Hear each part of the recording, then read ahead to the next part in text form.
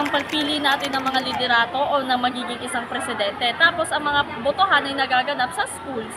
Common din naman, di ba, na sa schools nagaganap ang pagbobotohan. Or kaya naman sa isang assembly, ganun.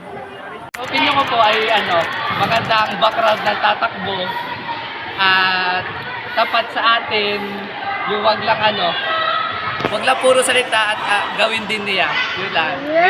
As a new student and a first-time voter, ang masasabi ko na ang pagiging voter na or ang pagiging involved sa politics is nararanasan ko or na-encounter ko in my everyday life basis. So, ang opinion ko sa voting system ng Pilipinas is hindi naman siya perfect talaga. They have these flaws na masabi mong merong mga mandadaya, pero hindi talaga siya fair.